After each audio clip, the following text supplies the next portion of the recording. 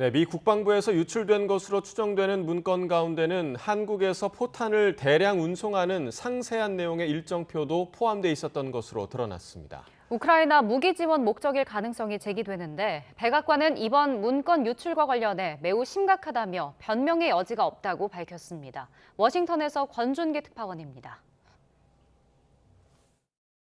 SNS에 돌고 있는 미 국방부 유출 문건으로 추정되는 사진입니다. 대한민국 155mm 포탄 33만 발 운송 일정표라는 제목의 문건 맨 위엔 비밀이라고 표기돼 있습니다. 초록색 칸으로 그려진 시간표를 보면 시행명령 발동에서 시작해 10일째 항공 운송을 시작하고 27일째엔 첫 선박 운송을 개시하는 걸로 되어 있습니다. 출항은 경남 진해항에서, 입항은 독일 노르덴함 항입니다. 72일째면 모든 포탄 운송이 끝나는 일정으로 총 운송 비용은 2,600만 달러, 우리 돈 344억 원에 달하는 것으로 적혀 있습니다. 문건에 포탄의 최종 목적지는 나타나 있지 않지만 미국 언론 보도를 종합하면 우크라이나 지원을 위한 것일 가능성이 제기됩니다. 앞서 보도된 문건에는 우크라이나의 무기 지원을 부담스러워한 김성한 전 국가안보실장이 155mm 포탄 33만 발을 폴란드로 우회해 판매하는 방안을 언급한 내용이 들어있기 때문입니다. 뉴욕타임스의 문건 유출이 처음 보도되기 직전 미 국방부 브리핑에서는 한국에서 구입한 포탄이 우크라이나 지원을 위한 것인지 물었지만 즉답을 피했습니다. I'm not going to get into more specifics. We of course have stocks all around the world that we can pull from and choose to use and move at our when we decide to. 이런 가운데 미 국방장관의 보좌관은 유출된 문건이 고위급에 보고하는 형식과 유사하다고 말했습니다. 백악관도 공개돼선 안 될 문건이 유출됐다며 변명의 여지가 없다고 밝혔습니다. So we're taking this very, very seriously. There is no excuse for these kinds of documents to be in the public domain. 국무부에선 문건 유출과 관련해 한국 등 동맹을 안심시키기 위해 고위급에서 접촉하고 있다며 이달 말 윤석열 대통령 국빈 방문도 차질이 없을 거라고 밝혔습니다. President Biden and Secretary Blinken and the First Lady are looking forward to hosting our South Korean counterparts and partners over the course of the state visit. And again, our commitment to the ROK is ironclad. 유출 문건의 진원지로 알려진 미 국방부는 지난주 관련 보도 이후 공개 브리핑을 실시하지 않고 있습니다. 워싱턴에서 YTN 권준기입니다. 윤석열 대통령의 미국 국빈 방문을 앞두고 미국 정보기관 감청 의혹이 불거진 가운데 김태우 국가안보실 1차장이 오늘부터 3박 5일의 일정으로 미국을 방문합니다. 대통령실 대변인실은 김 차장이 오늘부터 오는 15일까지 미국 워싱턴 DC를 방문할 예정이라고 밝혔습니다.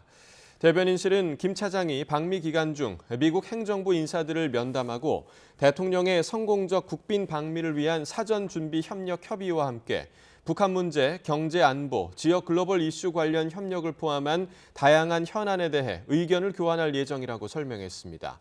비공식적으로는 이번 감청 의혹과 관련해서도 미국과 입장을 주고받을 것으로 전해졌습니다.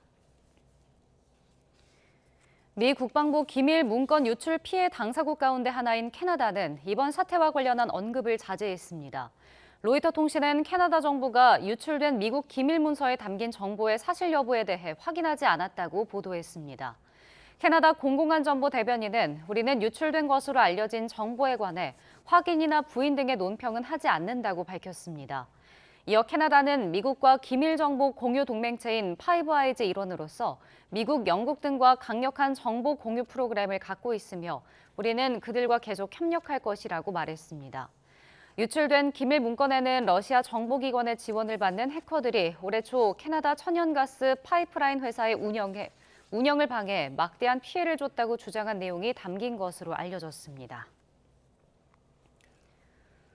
오늘은 전국에 강풍을 동반한 요란한 비가 내리겠습니다. 점차 황사가 유입되며 흙비가 내릴 가능성도 있는데요. 자세한 날씨 기상캐스터 연결해 알아보겠습니다. 홍나실 캐스터. 네, 기상센터입니다. 네, 아직 비는 내리지 않고 있지만 바람이 강하게 불고 있다고요? 네, 그렇습니다. 오늘은 강풍에 대한 철저한 대비가 필요합니다. 현재 강원 영동에는 강풍 경보가, 서울 등 수도권과 서해안, 동해안 지역에는 강풍 주의보가 내려진 가운데 바람이 무척 강하게 불고 있습니다. 이미 강원 산간에는 최대 순간 풍속 초속 35m 이상의, 그 밖의 산간과 해안가로도 초속 25m 안팎의 돌풍이 관측됐습니다. 오늘 전국적으로 태풍급 강풍이 예상됩니다. 날아갈 수 있는 시설물들 단단하게 고정해 주시고요. 야외에서 작업하시는 분들은 안전사고에 각별히 유의를 해주시기 바랍니다. 또한 항공기와 선박을 이용하시는 분들은 운항 여부도 꼼꼼하게 확인해 주시기 바랍니다. 비는 오늘 오전에 수도권 지역부터 시작돼 오후에는 전국으로 확대하겠습니다. 오늘 밤까지 5에서 20mm의 비가 내리겠지만 양이 적어서 건조함을 해소하기는 어렵겠는데요. 건조특보가 내려진 동쪽 지역은 강풍까지 더해서 대형 화재가 발생할 위험이 큽니다. 불씨 관리 철저하게 해주시기 바랍니다. 또한 점차 황사가 유입되며 곳곳에 흙비가 내릴 가능성이 있겠고요. 비가 그친 뒤에도 황사의 영향을 받으며 오늘은 서쪽 지방에, 내일은 전국의 대기질이 탁하겠습니다. 현재 기온 살펴보면 서울은 14.3도, 대구는 9.3도 등 어제보다 3도에서 9도가량 높고요. 낮 기온은 서울 17도, 광주 20도, 대구는 22도로 어제와 비슷하거나 조금 낮겠습니다. 비가 그친 뒤 찬 공기가 유입되며 날이 부쩍 쌀쌀해지겠고요. 주 후반 전국에 또 한 차례 비 소식이 있습니다. 날씨였습니다. 한국은행 금융통화위원회가 오늘 오전 회의를 열고 현재 연 3.5%인 기준금리를 결정합니다. 지난달 소비자 물가 상승률이 4.2%로 1년 만에 가장 낮은 상승률을 기록했고, 미국과의 기준금리 격차에 따른 자본 유출 정황도 없으며 부동산 프로젝트 파이낸싱, PF 등 금융 불안이 커지고 있다는 점 등을 들어 이번 금통위에선 기준금리 동결이 유력하게 점쳐집니다. 한국은행은 지난 2월 금통위에서 주요국 가운데 처음으로 기준금리 동결을 결정했습니다. 이번에도 동결을 선택하면 사실상 한국은행의 기준금리 인상이 마무리된 것으로 받아들여질 수 있습니다. 최근 금융감독당국 수장을 중심으로 공매도 전면 재개 언급이 이어졌습니다. 하지만 논란이 재점화하자 곧바로 한 발 물러서는 등 당국도 갈팡질팡하는 모습인데요. 개인 투자자들은 기울어진 운동장을 해소하는 게 먼저라고 강하게 반발하고 있습니다. 강희경 기자가 보도합니다. 지난달 말 이복현 금융감독원장은 공매도 전면 재개 가능성을 연이틀 언급했습니다. 금융시장 불안이 해소된다면 되도록 올해 안에 공매도 금지 조치를 해제하겠다며 논의의 신호탄을 쏘아올린 겁니다. 국내 금융시장을 좀 더 매력적이고 경쟁력 있는 환경을 조성하기 위해 무슨 노력을 하고 있는지를 조금 책임 있는 사람들이 알려야 되겠다, 이런 생각들을 저희가 계속 해왔고. 그러나 바로 며칠 뒤 기준금리 인하 등이 이뤄지지 않으면 공매도 전면 재개에 대해선 검토조차 하기 어렵다고 입장을 바꿨습니다. 일주일도 채 되지 않아 한 발 물러선 데에는 개인 투자자들의 반발이 영향을 미쳤다는 분석이 나옵니다. 공매도는 주식을 빌려서 판 다음 나중에 시장에서 사서 갚는 매매 기법으로 주가가 하락해야 수익을 낼 수 있습니다. 국내에서는 코로나19로 주식시장 변동성이 커지자 공매도를 전면 금지했고 2021년부터는 일부 종목에 한해 공매도 금지를 해제했습니다. 개인 투자자들은 안 그래도 자금력과 정보가 부족한 상황에서 공매도 조건마저 외국인과 기관 투자자들에 비해 개인에게 불리하다는 입장입니다. 제도를 개선하지 않고 섣불리 공매도를 전면 재개해선 안 된다는 겁니다. 개인들은 공매도 하고 싶어도 빌릴 수 있는 종목이 극히 한정돼 있거든요.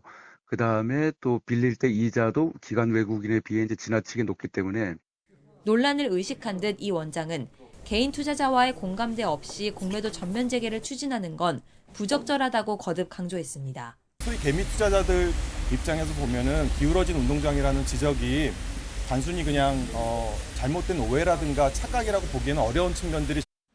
다만 코리아 디스카운트 해소 등 자본시장 선진화를 위해서라도 공매도 재개는 불가피하다는 목소리가 큽니다. 우리나라의 경제 규모, 그다음에 우리나라의 자본시장의 발전 방향을 보았을 때 국제 기준에 맞지 않고 우리나라만 하고 있는 거는 좀 이상하다. 개인 투자자들도 공매도 전면 재개 자체에는 반대하는 입장이 아닌 만큼 기울어진 운동장을 어떻게 평평하게 만들지에 대한 논의부터 이뤄질 것으로 보입니다. YTN 강희경입니다. 국제금융기구인 세계은행과 국제통화기금 IMF의 수장들이 우크라이나 전쟁으로 지정학적 긴장이 높아지며 경제와 무역에 큰 부담이 되고 있다고 지적했습니다. 세계은행은 올해 글로벌 경제 성장 전망을 상향 조정했습니다. 김진호 기자의 보도입니다. 크리스티나 게오르기에바 IMF 총재는 IMF와 세계은행의 춘계 총회 대담에서 지정학적 갈등에 따른 분열이 세계 경제가 풀어야 할 가장 큰 과제 중 하나라고 밝혔습니다. 특히 우크라이나 전쟁이 세계의 긴장을 높였다고 지적했습니다. This war not only kills people, it is pushing up food prices, you talked about it, and it is creating more geopolitical tensions, pushing down the ability of the world to work as one. 게오르기에바 총재는 세계를 하나로 묶어주는 고리들이 지난 몇 년간 약해졌고 분열이 심화했다고 진단했습니다. 물가 안정이 중요한 만큼 중앙은행들이 금리를 계속 높은 수준으로 유지할 수밖에 없다고 말했습니다. 데이비드 멜페스 세계은행 총재도 단순히 금리를 인하한다고 문제를 해결할 수 없다고 지적했습니다. We should keep in mind, if you just lower the interest rates back down, it won't solve the problem. What that means is that people will suffer from inflation. The dollar weakens, the inflation rate goes back up, and that hurts the poor the most. 멜페스 총재는 세계 경제 성장률을 2.0%로 상향한다고 밝혔습니다. 지난 1월 주요 국제기구가 예상한 올해 세계 경제 성장률 중 가장 낮은 1.7%를 전망했던 세계은행이 긍정적인 방향으로 전환한 것입니다. 중국이 코로나19 봉쇄를 해제했고 선진국 경제가 예상보다 양호하다는 이유를 들었습니다. 하지만 은행 부문의 스트레스와 유가 상승 등 최근의 움직임이 경제 성장을 약화할 수 있다고 경고했습니다. 오는 16일까지 진행되는 두 기관의 춘계 총회에는 세계 각국의 경제 장관과 전문가 등이 참여해 우크라이나 전쟁 등 세계 경제의 주요 현안을 논의합니다. YTN 김진호입니다. 서울 강남 납치 살해 사건의 배우로 지목된 부부 가운데 남편 유모 씨에 이어 아내 황모 씨도 구속됐습니다. 서울중앙지방법원은 강도 살인교사 혐의를 받는 황 씨에 대해 증거인멸의 우려가 있다며 구속영장을 발부했습니다. 황 씨는 남편 유 씨와 함께 주범으로 알려진 이경우에게 40대 여성 A 씨의 납치와 살인을 교사한 혐의를 받습니다. 경찰은 범행 6개월 전인 지난해 9월 황 씨 계좌에서 7천만 원이 인출된 뒤 수백만 원에서 수천만 원씩 이경우 아내 계좌로 반복해서 입금된 정황을 확인했습니다. 갑자기 다리 일부가 무너져 내리며 한 명이 숨지고 한 명이 다친 성남 정자교.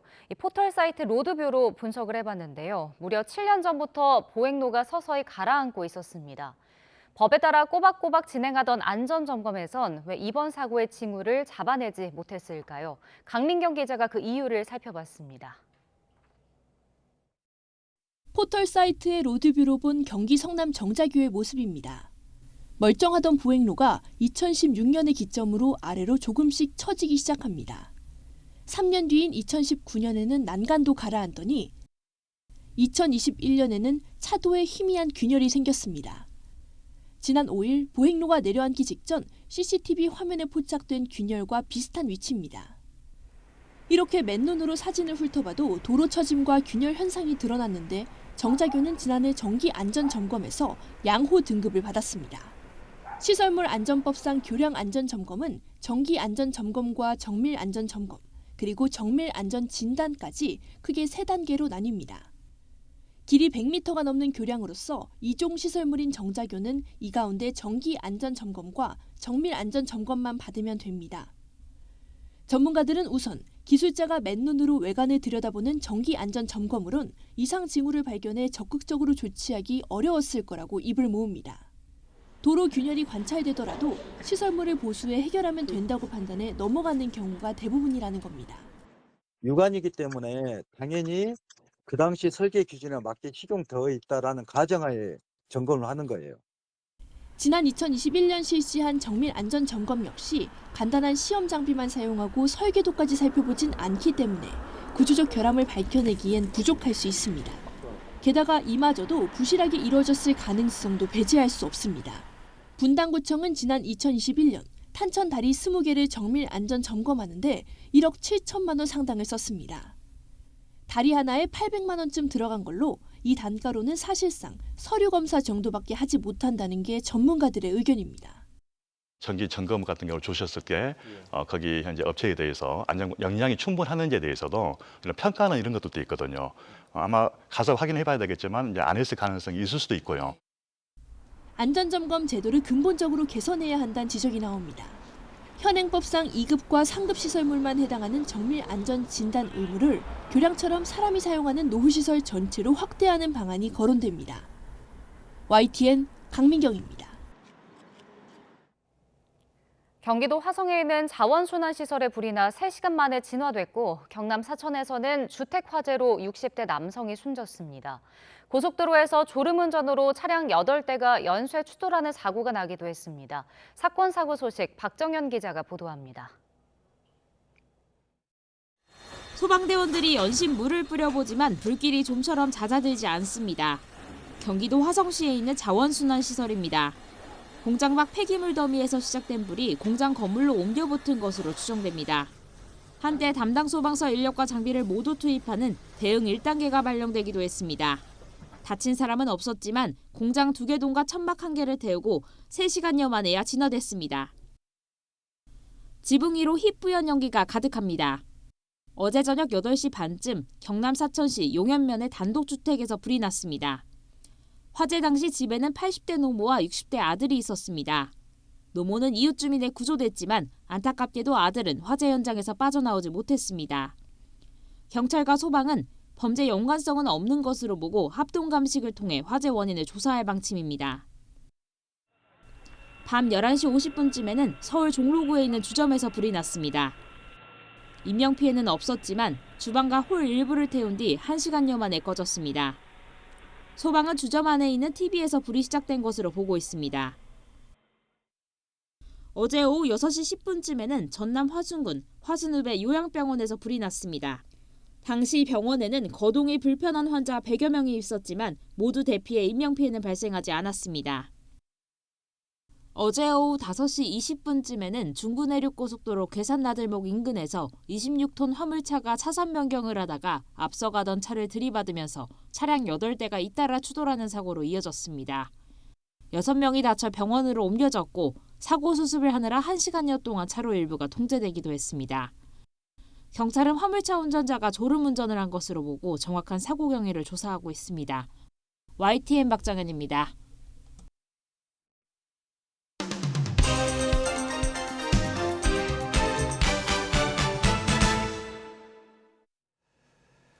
네, 4월 11일 화요일입니다. 오늘 아침 신문은 어떤 소식 다뤘는지 짚어보겠습니다. 이현웅 아나운서가 정리해왔습니다. 어서 오십시오. 안녕하십니까. 네, 오늘 첫 번째 기사부터 보겠습니다. 자, 음주운전 차량에 치여 세상을 떠난 지금 승아 관련된 이야기가 좀 나오고요. 또 이 사고 이후에 또 다른 음주운전 사망 사고가 발생했죠? 네, 맞습니다. 네. 대전에서 사고가 발생한 다음 날인 지난 9일이었습니다. 경기도 하남이었는데요. 분식집을 운영하면서 배달을 하던 40대 가장이 중앙선을 넘어온 음주 차량에 치여서 세상을 떠나는 일이 있었습니다. 고인은 10년 전 큰 교통사고를 당해서 몸이 불편한 상황이었는데요. 그럼에도 세 아들을 잘 키워내려고 열심히 일을 해왔다고 합니다. 그런데 음주운전 차량에 의해서 이렇게 안타깝게 세상을 떠나고 말았습니다. 네, 늘 이런 사고가 날 때면 이렇게 열심히 사는 분들이 이런 피해를 당하는 게 참 가슴 먹먹하게 하는 그런 지점인 것 같은데 이 시동 잠금 장치 도입에 대한 목소리가 다시 좀 커지고 있나 봐요? 맞습니다. 네. 처벌을 강화하는 것도 하나의 방법이 되겠지만 원천적으로 술을 마시면 운전을 할 수 없게 만드는 것이 중요하다는 의견 다시 한번 나오고 있습니다. 말씀하신 시동 잠금 장치 이미 미국과 유럽 등에는 도입이 돼서 운영이 되고 있는데요. 뉴욕주는 사고 발생 여부와 관계없이 일정 농도 이상이 적발되면 설치를 하도록 했고요. 유럽연합 국가들은 음주운전자에 대해서 운전 금지 조치나 시동 잠금 장치 설치 이 둘 중에 하나를 선택하도록 한다고 합니다. 미국에서는 도입 이후 음주운전 사망자가 19% 줄었고요. 또 캐나다는 절반으로 뚝 떨어지면서 효과를 입증하기도 했습니다. 음주운전이 적발된 적 있는 미국의 한 운전자는 이 시동잠금 장치가 매우 불편하긴 하지만 그때마다 과거에 내가 했던 선택이 얼마나 끔찍했던 일인지 되돌아보게 된다고 말하기도 했습니다. 네, 근데 이 논의가 지금 처음이 아닌 것 같더라고요. 국회에서 이미 논의가 진행된 적이 있는 것 같은데요. 네, 벌써 2009년입니다. 14년째인데요. 2009년에 처음 관련 개정안이 발의가 된 바 있습니다. 하지만 연구 결과가 부족하고 국민 의견 수렴을 거쳐야 한다면서 끝내 폐기가 됐고요. 이후에 19대, 20대 국회에서도 관련법이 발의됐지만 통과되지 못했습니다. 그리고 21대 국회에서도 시동잠금장치 관련 법안이 현재 5개나 계류 중입니다. 국내 기술도 충분하다고 하고요. 250만 원 정도면 기존 차량에도 설치 가능하다고 하는데 뚜렷한 이유 없이 법안 통과가 지체된다고 지적하는 목소리들 커지고 있습니다. 네, 해외에서 분명히 그 효과가 좀 입증된 만큼 매일 이렇게 민생을 외치는 우리 국회의원들이 빨리 좀 움직여줘야 할 것 같습니다. 자, 다음 기사 보겠습니다. 자, 최근 마약 관련 기사들이 굉장히 좀 많은데요. 교복은 안 걸린다. 10대들이 그러니까 마약 운반책이 된다는 건가요? 맞습니다. 네. 최근 마약 거래는 판매자와 구매자 간 약속된 장소에 마약을 던져두고 가져가는 방식으로 주로 이루어집니다. 이때 마약을 운반하는 역할을 드라퍼 또는 라퍼라고 부른다고 하는데요. 이런 운반책 모집 역시도 텔레그램 등을 통해서 이루어졌습니다. 은밀하게 이루어지고 있는 이 운반책. 마약 판매상들은 10대 청소년들을 대상으로 모집을 활발히 하고 있는 것으로 전해집니다. 유독 그 10대 청소년들을 대상으로 모집하는 이유가 좀 어디에 있을까요? 네, 가장 먼저 고수익으로 유혹하기 쉽다는 측면이 있겠습니다. 물건을 약속된 장소에 두고 오기만 하면 몇만 원씩 주고 이런 게 일주일에도 수십 건씩 있다라고 홍보를 하면서 큰 돈을 벌 수 있다고 유혹을 하는 겁니다. 게다가 나중에 문제가 됐을 때 꼬리 자르기에 용이하다는 측면도 10대 청소년들을 유혹하는 하나의 이유로 분석되고 있습니다. 조선일보 기자가 10대 청소년으로 가장하고 접근을 해봤더니 오히려 교복을 입고 운반하면 아무도 의심하지 않을 테니까 더 낫다 이렇게 말하기도 했습니다. 이들은 10대 청소년들의 학생증 등 개인 정보를 넘겨받아서 나중에라도 신고하지 못하도록 협박하기도 했습니다. 네, 아직은 이제 분별력이 떨어질 수 있는 그런 아이들을 이용하려는 정말 못된 어른들이 우리 사회에 참 많다라는 생각도 들고 청소년들도 달콤해 보일 수 있는 유혹에 좀 넘어가지 않아야겠습니다. 다음 기사 보겠습니다. 자, 최근에 인천공항에 좀 보안이 뚫렸다 이런 기사들이 굉장히 많았는데 보안 전문가가 없다고요? 예, 그렇습니다. 네. 항공기에서 실탄이 발견되고 또 입국이 불어된 외국인이 담을 넘어 밀입국하는 일도 있었죠. 그런데 며칠 전에는 한 중국인 여성이 21cm짜리 흉기를 소지한 채 항공기에 탑승하려다 적발되기도 했습니다. 이미 출국장 보안검색장에서 걸러졌어야 할 흉기인데 이게 공항 안쪽까지 들어왔던 겁니다. 이에 대해서 인천국제공항공사에 보안 전문가가 없기 때문이라는 지적이 나오고 있는데요. 공사의 안전보안본부장과 안전혁신처장, 또 항공보안처장이 토목 전문가로 채워져 있고요. 경비보안처장은 기계 전문가라고 합니다. 그리고 자회사 인천국제공항 보안의 주요 보직자도 행정 또 건축 전문가이다 보니까 경비나 보안에 빈틈이 발생한다는 지적입니다. 인천국제공항 공사 퇴직자들이 자회사의 주요 책임직으로 가는 경우도 있었는데요. 낙하산 인사로 인한 예견된 사고라는 주장까지 나오고 있습니다. 한 관계자는 향후 보안 사고를 예방하기 위해서는 체계적으로 보안 전문가를 양성할 필요가 있다고 말하기도 했습니다. 네, 결국엔 또 이제 낙하산 문제네요. 그러니까 전문가가 아닌 사람이 리더 자리에 앉아 있는데 어떻게 보안이 잡힐 수 있을까라는 의문이 들고요. 원인이 좀 명확해 보입니다. 자, 다음 네 번째 기사 보겠습니다. 자, 카카오도 못 막는 택시 먹튀주의보. 어떤 내용인가요? 네, 택시 기사님들 손님이 계좌이체로 요금을 지불하겠다고 하는 경우에는 이제 잘 확인하셔야겠습니다. 예. 최근에 구속 송치된 한 20대 계좌이체를 하겠다고 하고 금액이 아닌 이체자 명에 해당 요금을 적어서 보내다가 걸렸습니다. 실제 요금란에는 100원만 적고요. 이체자 명에 15,700원 이런 식으로 적어서 보낸 건데 바쁜 택시기사들이 꼼꼼히 확인하지 않는다는 점을 노린 수법이었습니다. 나중에 기사가 알고 전화를 걸어서 따지고 싶더라도 플랫폼 회사 측은 고객의 개인정보라서 번호를 알려줄 수 없으니까 수사기관에 접수하라라는 답만 내놓았다고 합니다. 네, 그러니까 수사기관에 접수를 하게 되면 이렇게 절차가 굉장히 좀 많잖아요. 그런데 택시 기사님들은 시간이 금이잖아요. 예. 네, 그게 좀 문제일 것 같아요. 맞습니다. 그래서 이런 경우에는 택시 기사님들 그냥 못 받는 돈 셈치고 넘어가는 경우가 많다고 합니다. 예. 앞서서는 악용한 사례를 봤지만 계좌번호나 금액을 잘못 적거나 혹은 잔액이 부족해서 이렇게 실수로 요금을 제대로 지불하지 못하는 경우도 발생할 수 있는데요. 계좌이체를 통해서 요금을 지불할 때에는 기사님도 또 승객들도 서로 잘 확인할 필요가 있겠습니다. 네, 작은 금액이긴 하지만 엄연한 좀 범죄고 또 구속 송치됐다고 하잖아요. 예. 또 주의하셨으면 좋겠습니다. 자, 마지막 기사 보겠습니다. 자, 이제 날이 좀 따뜻해지면서 주변에서 결혼 소식들 많이 들리는데 예식비가 너무 많이 올랐다고요. 맞습니다. 네. 이 기사에서는 웨딩플레이션이라고 표현하기까지 했는데요. 결혼하는 데 드는 비용이 작년보다 30에서 40%가량 올랐다고 합니다.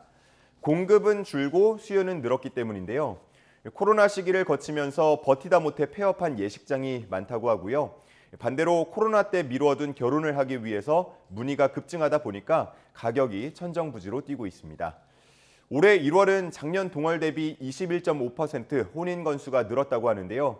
예식장 잡기가 워낙 어렵다 보니까 성수기, 비수기 이런 것 할 것 없이 문의가 늘고 있다고 합니다. 네, 저도 결혼한 지 좀 됐으니까 기억이 잘 안 나는데 요즘은 그럼 결혼하는데 얼마나 드나요? 네, 기사에 나온 예시를 보면 서울 강남권 호텔에서 하객 300명을 기준으로 견적을 받아 보니까 작년 9월에는 4,300만 원이라고 안내를 받았는데 지금은 5,600만 원이라고 안내받았다고 합니다.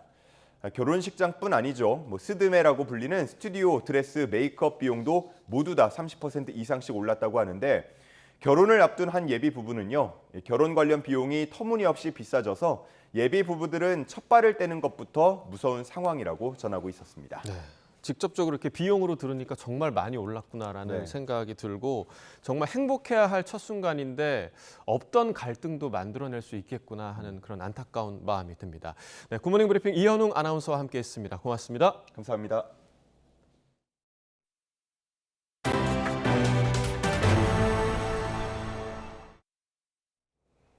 챗 GPT를 만든 오픈 AI의 최고 경영자가 일본을 찾아 기시다 후미오 총리를 만났습니다.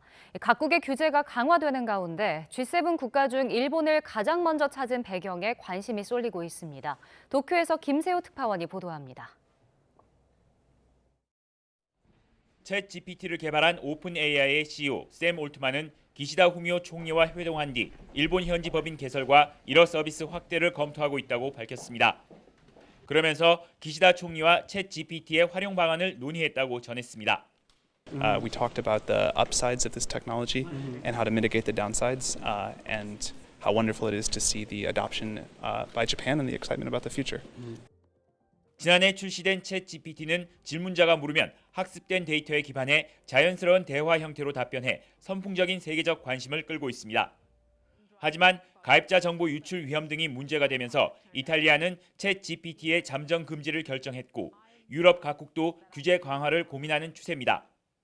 반면 아날로그에 집착하다 디지털 AI 활용에 뒤처졌다는 지적을 받은 일본은 행정 업무를 중심으로 챗 GPT 활용에 다소 적극적인 분위기입니다. 情報漏洩の懸念への対応についても必要な検討を行った上で懸念点が解消された場合における国家公務員の業務負担を軽減するための活用等の可能性を検討してまいりたいと考えております。 올트먼 CEO가 규제 확산 분위기 속에 G7 국가 중 첫 방문지로 일본을 선택한 것은 타겟책 모색의 일환이라는 관측이 나옵니다.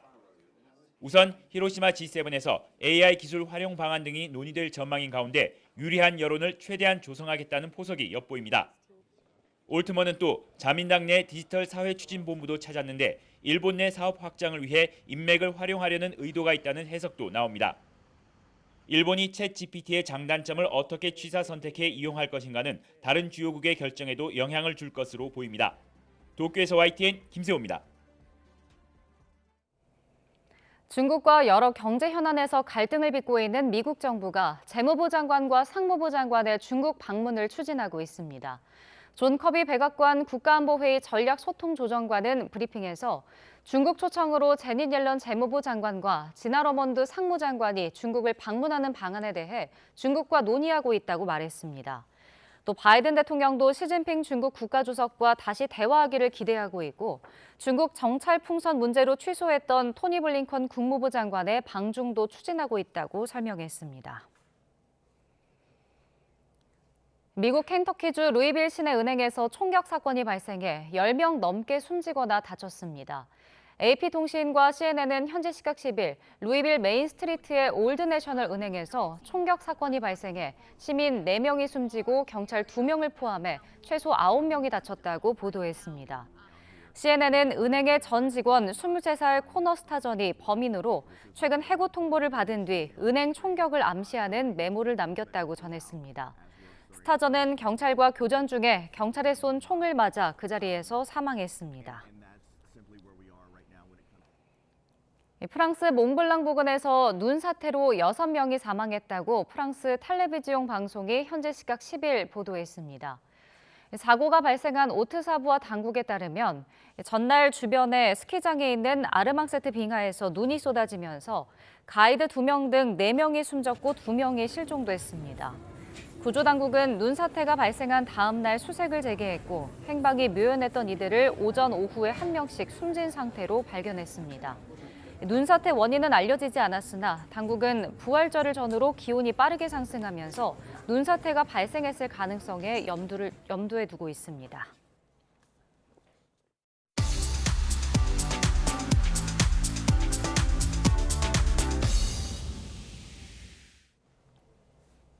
경제 소식을 빠르고 친절하게 전달해드립니다. 오늘 굿모닝 경제는 한양대학교 경제금융대학 이정환 교수와 함께하겠습니다. 어서 오세요. 어서 오십시오. 자, 이 국세 수입이 4년 만에 예상치를 밑돌 거다 이런 전망이 지금 지배적인데요. 그래서 이 유류세 인하 조치와 같은 그런 조치 등이 단계적으로 중단될 거다 이런 가능성이 좀 커지고 있어요. 예, 뭐 정확하신 말씀이고요. 지금 1월에 세금이 얼마나 거쳤는지 봤더니 한 54.2조라고 이야기하고 사실은 한 15.7조랑 작년에 비해서 감소했다라고 이야기하고 있거든요. 만약 이 추세가 지속되지, 그러니까 사실 이게 작년만큼 동일하게 3월부터 12월까지 걷는다고 해도 지금 흔히 말하는 우리가 세수가 모자랄 것이라고 예측하고 있고요.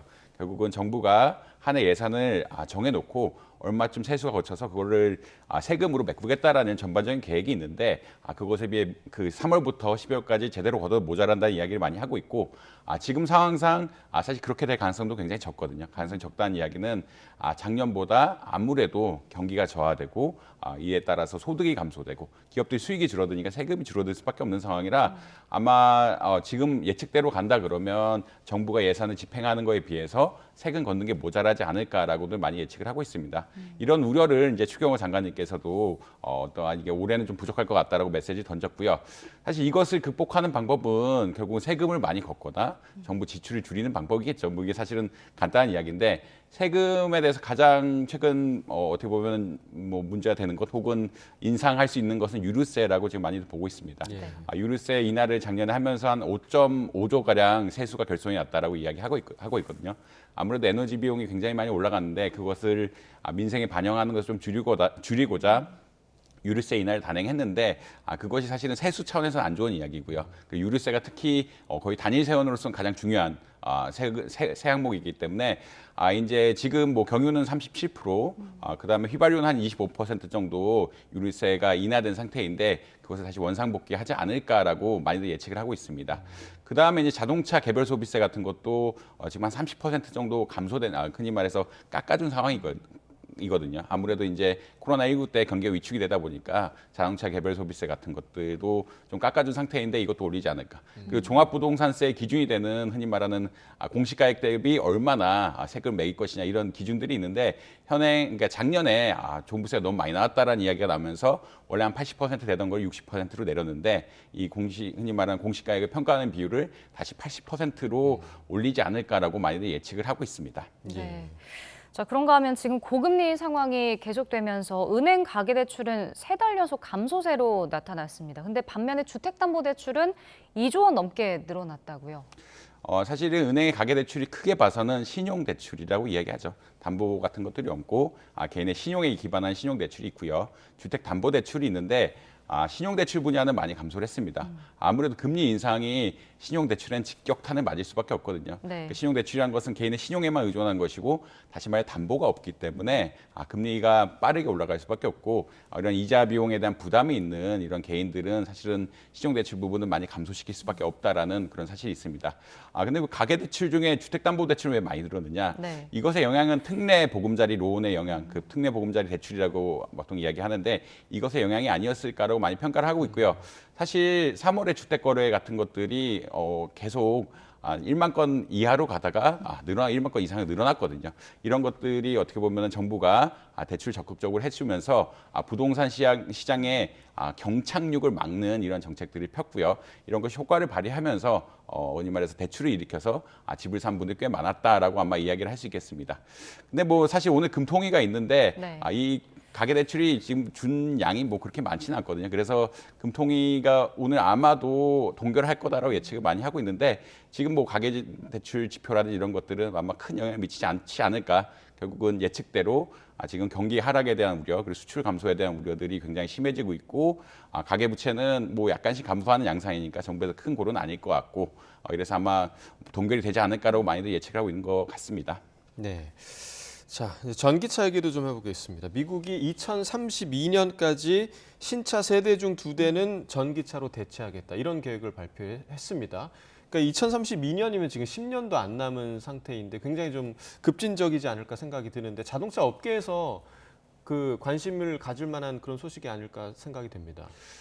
사실 이제 바이든 정부 전에는 2030년까지 한 45%를 예상했거든요. 신차의 45%를 전기차로 바꾸겠다라는 걸로 했는데 바이든 정부가 들어오자 이제 그걸로는 탈탄소화를 달성하기 어렵다라는 그런 컨센서스가 생기고 이를 위해서 2030년까지 50%까지 끌어들이겠다라는 안이 사실 작년에 발표됐습니다. 근데 이거는 추가적으로 신차의 3분의 2, 그러니까 원래 아니었던 2030년 50%를 넘어가지고 2032년에 66%를 어떻게 보자면 지금 전기차로 바꾸겠다는 이야기를 하고 있거든요. 사실 이거는 어떻게 보자면 크게 두 가지 이슈가 반영됐다라고 말씀드릴 수 있겠고요. 첫 번째는 뭐 탈탄소화에 대한 어떤 바이든 정부의 강력한 의지, 아무래도 발전소하고 운송수단, 그 전기차 부분이 탈탄소화를 하는데 가장 중요한 부분이니까 이 탈탄소화 정책을 피기 위해서는 에너지 전환, 그러니까 모든 뭐 발전소 에너지 전환 그리고 전기차, 차량의 에너지 전환에 빨리 이르겠다라는 그런 의지가 반영된 게 하나가 있을 거고요. 두 번째는 위기감이라고 생각을 하는데 뭐 이건 좀 개인적인 견해지만 사실은 전기차 분야는 중국에 비해서 미국이 어떤 전반적인 인프라라든지 기술력 같은 것들이 꼭 썩 낮다라고는 말씀드리기 어렵습니다. 그렇기 때문에 이번에 강력하게 이런 기준을 마련하면서 인센티브를 주겠다는 이야기고요. 지금 이런 정책을 피면은 3분의 1을 달성하기 위해서는 어떤 정책들이 필요하냐. 결국은 보조금 정책, R&D 정책 이런 것들이 갈 수밖에 없거든요. 이런 것을 적극적으로 피면서 중국에 비해서 약간 어떻게 보면 인프라라든지 이런 거 전기차 분야 약간 뒤떨어져 있고 특히 배터리 같은 경우에는 오늘 희소 광물이라고 이야기하는데 중국의 의존도가 굉장히 높거든요. 중국의 굉장히 의존도가 높기 때문에 미국이 에너지 흔히 말하는 자립을 좀 이상한 이야기이긴 하지만 왜냐하면 너무나 이제 배터리를 만들 때 중국의 의존도가 높으니까 희소 광물 같은 것들이 이런 것을 극복하고 흔히 말하는 자립적인 공급망 체계를 갖춰서 빨리 이행하겠다라는 의지를 반영한 것들이 아니냐. 그리고 큰 틀에서는 탈탄소화하고 에너지 안보, 그냥 산업, 흔히 말하는 경제 안보라고 이야기하는데 미국이 이제 배터리 분야에서 중국과의 관계를 끊고 올해 인센티브를 적극적으로 주면서 빨리 흔히 말하는 에너지 안보, 경제 안보를 달성하겠다라는 의지가 반영된 것이 아니냐 이렇게 평가를 하고 있습니다. 네. 자, 코스피는 8개월 만에 2,500선을 또 회복을 했습니다. 주력 산업이죠. 반도체와 2차 전지 관련 주가가 좀 상승을 이끌었던 것 같아요. 예, 맞습니다. 사실은 결국 이제 반도체의 가장 큰 뉴스는 삼성전자가 감산한다라는 이야기고 재고를 처리하기 위해서 감산한다는 이야기인데 삼성전자가 감산하게 되면은 결국 반도체 가격에 전반적인 영향을 미칩니다. 아무래도 SK 하이닉스 주식 역시 올랐는데 가격이 이제 아무래도 올라갈 수 있는 개연성이 생기고 그러니까 감산한다는 얘기는 공급이 줄어드는 거고 공급이 줄어들게 되면은 아무래도 가격이 올라갈 수밖에 없고 그래서 삼성전자가 오르니까 하이닉스도 오히려 올라가는 이런 현상들이 발생을 했거든요. 그러니까 반도체 가격이 올라가게 되면 이렇게 혜택을 보는 기업들이 있고요. 그다음에 LG 에너지 솔루션 같은 기업들은 이제 배터리 기업들이라고 생각할 수 있는데 지금 아까 말씀드린 이런 전반적인 상황, 미국이 흔히 말해서 배터리 전환, 배터리에 대한 중국 의존도를 빨리 벗어나고 이것을 흔히 말하는 전기차 분야에 투자를 강화한다 그러면 아무래도 배터리 산업, 한국의 배터리 산업이 유망할 수밖에 없어서 여러 가지 뭐 요새 에코 여러 가지 이야기도 많이 나오는데 이런 전반적 LG 에너지 솔루션도 그런 긍정적인 영향을 받고 있다. 결국은 이제 경제 자체가 에너지 문제가 가장 중요한 이슈가 되고 미국이 에너지 전환을 하기 위한 어떤 여러 가지 토대를 마련하고 있고 그것의 핵심 중 하나가 중국과의 관계를 어떻게 보면은 벗어나는 것. 그러니까 그 흔히 말하는 배터리 같은 것을 만들 때 쓰는 희소 광물들에 대한 의존성을 벗어나고 뭐 다른 한국의 기술력을 의존한 이런 식으로 가고 있기 때문에 뭐 배터리 같은 분야는 아직도 상당히 유망하다. 그리고 우리나라 역시 이런 배터리 분야를 키우기 위해서 적극적인 투자를 해야 되는 이런 시점이 아니냐 이렇게 평가를 드릴 수 있겠습니다. 네. 자, 마지막으로 뉴욕 증시 비롯한 해외 증시 상황도 좀 분석을 해주시죠. 예, 뭐 사실 뉴욕 증시는 어제 뭐 거의 안 움직였죠. 어제 그러니까 혼조세라고 이야기하는데 사실 인플레이션 데이터가 곧 나올 거기 때문에 이제 이것을 보고 아마 투자 결정이 이루어지지 않을까라고들 많이 평가를 하고 있고요. 결국은 뭐 조금 오르면 거의 이렇게 안 움직인 적이 거의 없었는데 아마 기다리고 있다. 금요일날 휴일도 있었고 그다음에 전반적으로 인플레이션 데이터를 기다리고 있는 상황이다라고는 일단 말씀드릴 수 있겠습니다. 그렇지만 뭐 어제 흥미로웠던 뉴스는 이런 뭐 뉴욕 증시 말고 이제 월드뱅크 그 총재하고 그 IMF 총재의 어떤 대화들이 있는데 이분들 역시 결국은 공급망 문제를 계속 이야기하죠. 공급망 문제하고 지정학적 문제. 그러니까 사실은 경제적으로 보면은 시장이 넓으면 넓을수록 효율적입니다. 왜냐하면 잘 만드는 사람들이 같은 시장에 접근해서 물건을 싸게 팔면은 그것이 결국 소비자들한테 이득이 될 수밖에 없거든요. 그렇지만 최근 트렌드가 어떻게 보자 그러면 이런 것을 벗어나서 세계화를 벗어난 흔히 말하는 공급망 분화라고 이야기하는데 중국 중심의 공급망, 미국 중심의 공급망, 또 유럽 중심의 공급망으로 각자 분화를 하고 있는데 이렇게 되면 손실이 크다라고들 생각을 하고 있습니다. 아무래도 싸게 만들 수 있고 훨씬 효율적으로 만들 수 있는 것들을 따로 세 군데서 만들어야 된다라 그러면 아무래도 경제적으로 큰 손실이 있을 수밖에 없고 이렇기 때문에 뭐 우려가 된다. 그렇지만 이제 어제 뭐 세계은행 이야기하면서 경제 성장률 전망을 조금 올렸는데 미국이 생각보다 견고하게 경제 성장률 지지하고 있고 그다음에 그 중국 같은 경우 리오프닝 할 거니까 아마 경제 성장률을 원래는 1.7%였는데 2.0%를 상향하는 이런 것을 내놓았다. 그렇지만 전반적으로 경제 상황이 앞으로 이제 장기적으로 이렇게 글로벌 분화, 그러니까 공급망 분화가 이루어지게 된다라 그러면 그 성장률 감소가 이루어지지 않을까. 향후 그런 어떠한 우려에 대한 것들이 분명히 언급됐다라고 보시면 될 것 같습니다. 네, 자 굽는 경제 오늘 여기까지 듣겠습니다. 이정환 교수와 경제 이야기 나눠봤습니다. 고맙습니다.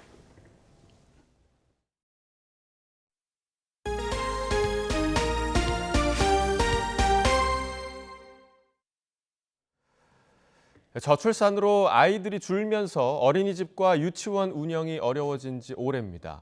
규모가 너무 작아서 제대로 된 교육을 할 수 없는 곳도 많은데 정부가 소규모 유치원을 통폐합하는 등 구조조정하고 유아 학비도 지원하기로 했습니다. 김연아 기자가 보도합니다. 서울의 한 유치원. 한때 어린이 수백 명이 뛰놀던 곳이지만 아이가 계속 줄면서 결국 지난해 문을 닫았습니다.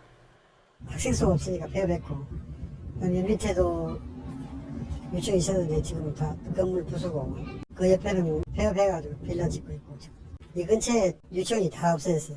큼직큼직한 유치원들이 다 없어졌어요. 저출산으로 만 3세에서 5세 유아는 지난해 12월 108만 9천 명에서 2027년 73만 9천 명으로 32%나 급감할 전망입니다. 지금도 전국의 병설 유치원 2,500여 곳이 간신히 한 개 학급만 유지하는 처지로 제대로 된 교육 서비스를 제공하기 어렵습니다. 정부는 학급이 한 개인 병설 유치원 3곳 정도를 하나로 통폐합해 규모를 키우고 방학 중 돌봄과 급식, 통학버스를 제공하기로 했습니다. 또 사립 유치원의 폐원 절차도 간소화합니다. 3, 4, 5, 3개의 연령이 한 학급의 교육과정을 운영해요. 그런데 이 통합유치원은 단일 연령 학급 구성으로 효율적인 놀이 중심 교육과정 운영으로 아이들이 더 흥미롭게 참여할 수 있어요. 교육부는 또 내년 만 5세를 시작으로 2026년 만 3세까지 연차적으로 학비 지원금을 인상하고 아침 돌봄 강화를 위해 유치원 시작 시간을 아침 8시로 1시간 앞당기는 것을 시범 도입합니다. 기관별로 교육 내용과 방법을 달리할 수 있게 자율성을 부여해 학부모 선택권을 확대하고 2025년부터는 원하는 모든 유아가 방과 후 과정에 참여할 수 있게 보장하겠다고도 밝혔습니다. 유아교육에 대한 국가 책임을 강화하기 위한 향후 5년간의 유아교육 정책 방향을 담았습니다. 우선 1월 발표한 유보통합 추진 방안의 과제들을 대폭 반영합니다. 영유아의 디지털 과몰입을 막고 건전한 디지털 교육을 경험할 수 있도록 부모와 유아가 함께하는 디지털 치유 프로그램도 내년부터 제공합니다. YTN 김현아입니다. 중국에서 우리나라 휴대전화를 중계기로 이용해 전화 금융 사기를 벌여 24억 원을 챙긴 일당이 경찰에 적발됐습니다. 원룸이나 차량 등의 중계기를 설치했다가 경찰에 적발되는 사례가 잇따르자 최근에는 땅 속에 묻어두는 수법까지 등장했습니다. 차상은 기자입니다. 갈대밭에 묻혀있는 플라스틱 상자, 흙을 걷어내 덮개를 열어보니 배터리와 함께 작동 중인 통신 장비들이 들어있습니다. 중국에 있는 전화금융 사기 조직원과 피해자를 010 번호로 연결해주는 중계 장비입니다. 스마트폰을 원룸이나 차량 등에 숨겨두고 중계기로 쓰는 게 일반적이지만 경찰에 들키는 일이 잦다 보니 땅속에 묻어 숨기는 수법까지 등장했습니다. 인적이 드문 갈대밭이나 노상이기 때문에 경찰에 적발될 가능성이 적기 때문에 이러한 방식으로 범행하였습니다. 사기 조직이 금융기관이나 검찰, 자녀 등으로 속였는데 확인된 피해자만 45명, 피해 금액은 24억 원에 달합니다. 010 평범한 전화였어요. 이자를 싸게 준다 해가지고요. 정부 지원금이라 해가지고 저희는 정말 정부 지원금인 줄 알고 이자가 뭐 1.2%, 1.4%. 중계기를 이용한 사기에는 모두 19명이 가담했습니다. 윗선으로부터 중계 장비를 건네받고 전원이 꺼지지 않도록 관리하는 대가로 많게는 한 달에 300만 원을 받았습니다. 고수익 아르바이트 광고를 보고 범죄에 가담한 사람이 대부분이었습니다. 일당 가운데 9명을 구속한 경찰은 최근 중국에서 24억 원을 챙긴 혐의로 국내에 송환한 전화금융사기 조직과 관련이 있는 것으로 보고 연결고리를 찾고 있습니다. YTN 차상입니다. 대통령의 거부권 행사로 양곡관리법 개정이 논란이 되고 있는데요. 남아도는 쌀을 줄이기 위한 대안 가운데 하나는 벼 대신 다른 작물을 심는 겁니다. 하지만 시행착오 우려와 또 판로 걱정 때문에 농민들이 선뜻 나서지 못하는 형편인데요. 이런 어려움을 덜어주기 위해서 대기업이 농민이 재배하는 다른 작물을 모두 사주기로 한 사례도 있습니다. 김범한 기자가 보도합니다. 이른 아침부터 양배추 모종을 옮겨 심는 손길이 분주합니다. 머지않아 모내기 준비를 해야 할 논에 벼 대신에 다른 작물을 심고 있는 겁니다. 논에다가 벼농사를 짓는데 이 양배추 농사를 지면 소득이 좀 훨씬 좋거든요. 그래서 이렇게 양배추를 지금 하고 있습니다. 평생 지어온 벼농사 대신에 다른 농사를 짓는 것은 쉽지가 않습니다. 재배하는 법도 새로 배워야 하고 무엇보다 잘 팔릴지가 걱정입니다. 이런 상황을 고려해 대기업이 소매를 걷고 나섰습니다. 농민분들께서 벼 대신 다른 대체 작물을 심고 싶어도 판로 걱정 때문에 망설이는 경우가 많으신데 이런 어려움을 덜어드리고자 물량 개런티를 통한 산지 고정가 계약이라든지 농가와 기업체가 상생할 수 있는 방안을 적극적으로 만들어 나가겠습니다. 종합식품기업은 함양지역 20헥타르에서 나오는 양배추를 계약 재배를 통해 모두 사주기로 했습니다. 올해 전남에서 이른바 전략작물로 벼 대신에 콩과 조사료, 가루쌀 등의 재배 목표는 5,600여 헥타르. 전남에서는 지난주까지 다른 작물 재배 목표의 87%인 4,800헥타르의 신청이 들어왔습니다. 농협 전남본부는 또 적정한 쌀을 생산하기 위해 다음 달 말까지 조합원을 대상으로 벼 재배 면적 10% 줄이기 서명 운동도 펼치고 있습니다. YTN 김범환입니다. 인공지능과 가장 비슷하게 바둑을 둔다 해서 신공지능으로 불리는 신진서 구단이 올해 19연승을 달리며 2관왕을 달성했습니다. 이세돌, 이창호 구단도 못한 전임 미답의 대기록, 승률 90%를 달성할 것인지 주목됩니다. 보도에 김동민 기자입니다. 신공지능 신진서 구단이 파죽의 19연승을 거두며 올해 두 번째 우승, 통산 30번째 우승컵을 들어올렸습니다. 신진서는 맥신배 결승 2국에서 시종 1관 우세한 바둑을 두며 100으로 184수 만에 이원영 구단을 이겼습니다. 올해 KBS 바둑왕전에 이어 두 번째 우승입니다. 국내 대회에서도 이제 속기와 장구 시합이 좀 많이 조화가 되면서 속기 실력도 다시 올라왔다고 이제 느껴졌고요. 특히 또 첫 판을 좀 운이 좋게 이기면서 결승까지 올라올 수 있었던 것 같고 우승하게 돼서 정말 기쁩니다. 신진서 구단은 올해 37승 3패, 승률 92.5%를 기록하고 있습니다. 한 시즌 승률 90% 기록은 그 누구도 세우지 못한 전임 미답의 대기록. 야구에서 투수의 평균 자책점 0점대와도 비교할 수 있는 꿈의 기록입니다. 역대 최고 승률 기록도 신진서 구단이 갖고 있습니다. 지난 2020년 승률 88.4%로 이창호 구단의 최고 승률 기록을 32년 만에 깼습니다. 세계 최강의 실력으로 중국 기사들까지 파죽지세로 물리치고 있어 컨디션 조절만 잘해간다면 사상 초유의 대기록 달성도 충분히 가능해 보입니다. 시베리아 아시안게임 1차 목표고 그 다음에는 이제 타 세계대회에서 한두 개 더 우승을 하는 게 목표입니다.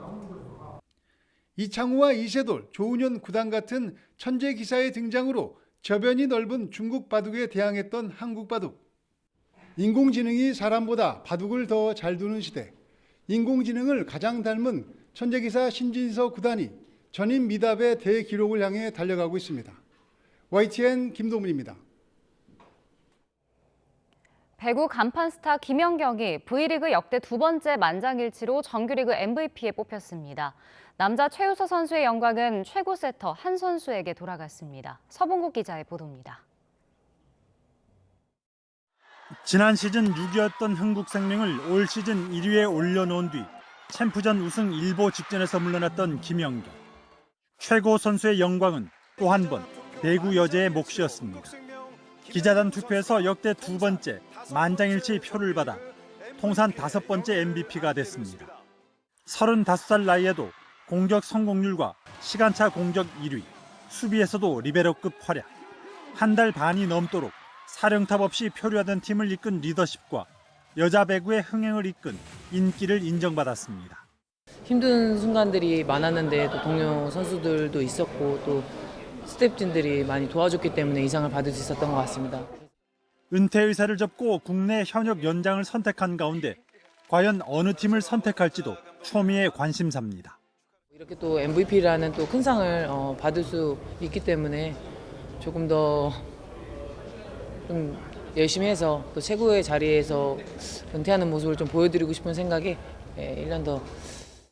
남자부 최우수 선수는 대한항공의 통합 우승 3연패를 이끈 한 선수가 세터로서는 처음 수상했습니다. 3연속을 하기 전부터 4연속을 우선 4연속을 목표로 했기 때문에 아직 한 번의 우승이 더 남았다고 생각하고 있습니다.